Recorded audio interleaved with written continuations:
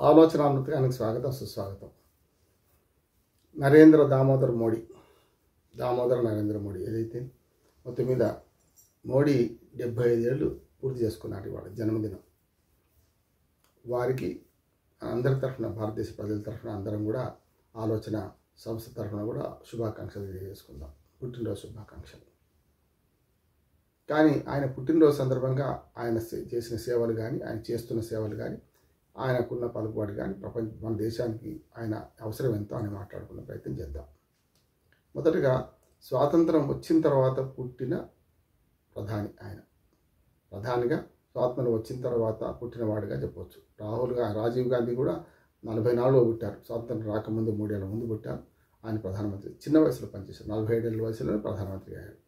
కానీ అట్లా చూసుకుంటే ఇప్పటిదాకా జవహర్లాల్ నెహ్రూ నుంచి మొదలుకొని మొన్నటి దాకా ఎవరైతే మన్మోహన్ సింగ్ దాకా కూడా, అంటే అంతకుముందు మోడీ కన్నా ముందున్న మన్మోహన్ సింగ్ గారి దాకా కూడా అందరూ స్వాతంత్రానికి పూర్వం పుట్టిన వాళ్ళే. కానీ స్వాతంత్రం తర్వాత 1950 సెప్టెంబర్ 17 నాడు పుట్టిన 75 ఏళ్ళు పూర్తి చేసుకున్నాడు మోడీ గారు. ఒక విశ్వనాయకుడుగా అంతకుముందు మనకు 3 సార్లు 2001 నుంచి 12 వరకు గుజరాత్ ముఖ్యమంత్రిగా, కానీ 2014 నుంచి ఇప్పటిదాకా వరుసగా 3వ సారి గెలుస్తూ, రకంగా చెప్పాలంటే ఇంకొకసారి గెలిస్తే నెహ్రూను కూడా మించిపోతారు. ఎందుకంటే నెహ్రూ 1947లో ఎంపిక చేయబడిన ప్రధాని. ఆ ఎన్నికలు జరగలే. కానీ 52, 57, 62 3 సార్లు గెలిచారు వరుసగా. ఇప్పుడు 3 సార్లు గెలిచిన దాంతో సమానం అయిపోయారు ఎవరు, మోడీ గారు. అంటే నెహ్రూ 3 సార్లు గెలిచిండు ఎన్నికల ద్వారా. 4వసారి, మొదటిసారి మాత్రం అది ఎన్నిక కాదు, ఎంపిక కనుక దాని లెక్క తీసుకోకపోతే నెహ్రూ 17 ఏళ్ళు పరిపాలన చేసిండు. ఒకవేళ ఈ 2029 దాకా ఎలాంటి అవాంతరాలు లేకుండా ఆయన మంచి ఆరోగ్యవంతులుగా ఉండాలి అంటే అప్పుడు 15 ఏళ్ళు పూర్తి చేసుకున్నవాడు అవుతాడు. ఒకసారి మళ్ళీ 2029లో గెలిచుంటే ఇంకొక 2 ఏళ్ళు చేసిన ఇద్దరి రికార్డులు బద్దలు చేస్తారు. ఎవరి ఇద్దరు రికార్డులను? నెహ్రూ గారు 4 సార్లు ప్రధానమంత్రిగా ప్రమాణ స్వీకారం చేసింది లేదు. 40 ఏళ్ళు కూడా ఆగస్టు 15 నాడు. అట్లాగే మిగతా 3 సార్లు చేసింది కనుక 4 సార్లు ప్రమాణ స్వీకారం చేసిన నేతగా వస్తాడు నెంబర్ 1. ఆఫ్టర్ 2020 తర్వాత బీజేపీ మళ్ళీ అధికారంలోకి వస్తే ఇదే ప్రధానమంత్రి మోడీ గారి మరొకసారి ప్రమాణ స్వీకారం చేస్తే నెహ్రూ రికార్డును అధిగమిస్తారు. అంటే గెలిపే ప్రమాణ స్వీకారం విషయంలో 4 సార్లే. కానీ మరొక 2 ఏళ్ళు కనుక పూర్తి చేసుకుంటే 2031 దాకా కనుక ప్రధానమంత్రిగా ఉంటే తప్పక అప్పుడు నెహ్రూ రికార్డును కూడా బద్దలు చేస్తారు. 17 ఏళ్ళ కన్నా కొంచెం తక్కువ నెహ్రూ పరిపాలించింది. అంటే 47 నుంచి 64 దాకా ఆయన చనిపోయేదాకా. రెండోది ఇందిరాగాంధీని మాత్రం ఖచ్చితంగా ఈ టర్మ్లోనే అధిగమిస్తారు ఆయన. ఇందిరాగాంధీ గారు కూడా 16 ఏళ్ళకు దగ్గరగా పరిపాలించింది కనుక ఆమెను అధిగమిస్తారు కూడా. ఇట్లా రెండోసారి ఒకవేళ అంటే నెహ్రూ రికార్డు అయితే మరోసారి గెలవాలి. ఇందిరాగాంధీ రికార్డు అయితే ఈసారి గెలిచి 2029 దాకా ఉంటే ఎట్లాగూ అధిగమించే ప్రయత్నమే అవుతుంది.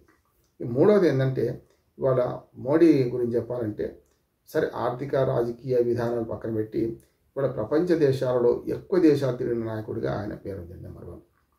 ఎక్కువ దేశాలు తిరిగిన నాయకుడి కాక ఏ దేశం ఎగినా కూడా ఆ దేశంలో మన భారతీయులు చాలా అపూర్వమైన స్వాగతం చెప్తున్నారు. అక్కడ దేశాధినేతలు కూడా అంతకంటే బ్రహ్మాండంగా స్వాగతం చెప్తున్నారు. కొన్నిసార్లు ప్రోటోకాల్ ఉల్లంఘించి, ప్రోటోకాల్ను అధిగమించి ఆయా దేశ నాయకులు, రాష్ట్రపతులు, ప్రధానమంత్రులు వచ్చి మరీ విమానాశ్రయానికి వచ్చి తీసుకెళ్తున్నారు. చూస్తున్నాం మనం. మొన్న ట్రంప్ సరే ఎన్ని గోతులు తీసినా, ఆ కుర్చీ జరిపే ప్రయత్నం చేసినా వెనక నిలబడి సంతకం పెట్టేటప్పుడు, ఒప్పందాల మీద సంతకం పెట్టేటప్పుడు వెనుక కుర్చీ ముందర జరిపారు, వెనుక తీసి. అది చూసాము. మోడీకి ఇచ్చిన గౌరవం చూసాం. మోడీకి ఇస్తున్న గౌరవం చూస్తున్నాం. మోడీని మనకు రకరకాలుగా హేళన చేస్తున్న వాళ్ళని కూడా చూస్తున్నాం. కానీ మొత్తం ప్రపంచం మొత్తం చూసుకుంటే మనకి షాంఘై సదస్సులో కూడా చూసినాం మనం. షాంఘై కోఆపరేటివ్ సదస్సులో, షార్క్లో మనం అక్కడ చూస్తే షాంఘై జరిగింది. దానిలో కూడా చూసినా మనకు రష్యా ప్రధానమంత్రి, ఇటు ఆతిథ్య దేశం చైనా అధ్యక్షుడు, మన భారత ప్రధాని, ముగ్గురు ఒకే దిన పడితే షెహబాజ్ షరీఫ్ ఎక్కడ పోయిందో తెలియదు, పాకిస్తాన్ అధ్యక్షుడు.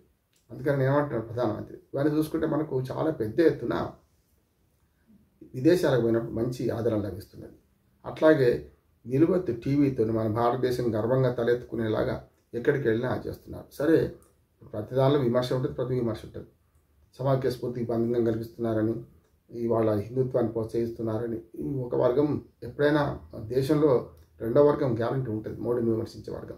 కానీ తాను చేస్తున్న పనులలో కొన్ని మంచినే చెడున్నా, అంటే నోట్ల రద్దు నుంచి మొదలుకొని 370 ఆర్టికల్ రద్దు నుంచి మొదలుకొని చూసుకుంటే కొన్ని పనులు చేయాల్సి ఉందని కూడా అంటున్నారు. ఇంకా కామన్ సివిల్ కోడ్ కానీ లేకపోతే ఎన్ఆర్సీ కానీ ఇట్లాంటివి వాళ్ళ ఎజెండాలు ఉన్నాయి ముందర అని. ఇంట్లో ఈగల మోత కొన్నిసార్లు ఏముంటుందంటే చాలామందికి బయట పళ్ళకి మోత ఇంట్లో ఈగల మోత ఉంటుంది. ఇంట్లో కూడా మంచి పలుకుబడి ఉన్నదానికి మనకు బయట దేశాలకు కూడా పలుకుబడి ఉంది. కనుక మోడీ వయసు రీత్యా కూడా 75 ఏళ్ళకి రిటైర్ అవుతారు కావాలి అనే ఒక దుర్మార్గమైన ప్రచారం కూడా జరిగింది. ఎక్కడ కూడా రాజ్యాంగంలో ఎక్కడ లేదు 75 ఏళ్ళకి రిటైర్ కావాలని.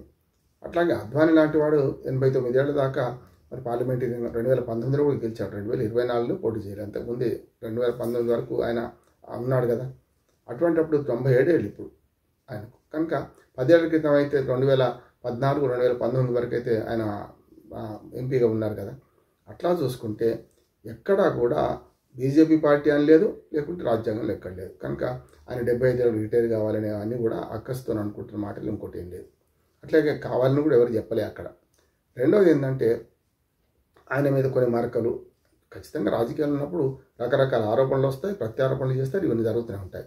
కానీ ఇప్పుడు 75 ఏళ్ళు నిన్న సందర్భంగా చూసుకుంటే శతమానం భవతి అని ఆయన మన ఆశీర్వదించే వయసు కాదు, కానీ ఆయన కోరుకునే వయసు మాత్రం ఉంటుంది. ఖచ్చితంగా 100 ఏళ్ళు బతకాలని కోరుకుందాం. ఎప్పుడు ఎవరి జీవితం చెప్పలేం, కానీ నరేంద్ర మోడీ గారికి శుభాకాంక్షలు తెలియజేసుకుంటూ వాళ్ళ పెద్ద ఎత్తున దేశవ్యాప్తంగా కూడా మంచి కార్యక్రమాలు జరిగినాయి, రక్తదాన శిబిరాలు జరిగినాయి, రాజకీయ నాయకులు వారి గురించి మాట్లాడారు. ఇవాళ ప్రధానమంత్రిగా, శక్తివంతమైన ప్రధానమంత్రిగా, ఒకనాడు భారత ప్రధాని నెహ్రూ నుంచి మొదలుకొని ఇందిరాగాంధీ ఏ పేరు తెచ్చుకున్నదో, ఇందిరాగాంధీ కనుక అంతర్జాతీయంగా అప్పుడే భారతదేశాన్ని ఎట్లా నిలిపిందో అంతకంటే 10 రెట్లుగా ఇవాళ నిలుపుతున్నారు. విధానాలు మారుతుంటాయి, ఒక విధానం ఫెయిల్ కావచ్చు, ఒక విధానం మంచిగా ఉండొచ్చు, కానీ మొత్తం మీద మాత్రం భారత ప్రధాని నరేంద్ర మోడీ నిలిచి గెలుస్తున్నారు, విశ్వనాయకుడిగా ఎదుగుతున్నారు. ప్రపంచంలో ఇవాళ ఇటువంటి సంక్షోభం తట్టుకొని కూడా కొన్ని దేశాలకు మధ్యవర్తిత్వం చేసే పరిస్థితి కూడా వస్తున్నది. ఆ దేశాలే మనం కోరుకుంటున్నాయి. రష్యా ఉక్రెయిన్ యుద్ధంలో 2 దేశాలు ఏదో ఒక దేశం మనకు చెడుగా మాట్లాడడం లేదు.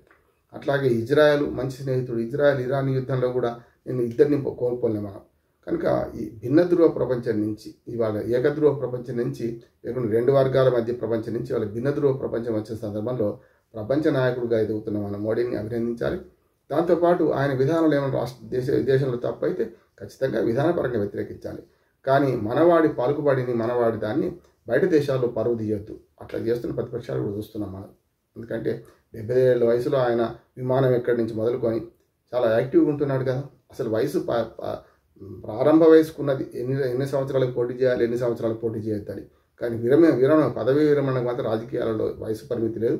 వయసు ఎంత ఉన్నా వాళ్ళు ఉత్సాహంగా ఉంటే, ప్రజా జీవితంలో బాగా ఉంటే తప్పనిసరి రాణిస్తారు. దానికి మంచి ఉదాహరణ మనకు నరేంద్ర మోడీ గారు. మరొకసారి ఆయనకు అభినందనలు తెలియజేసుకుని ముగిస్తున్నాను.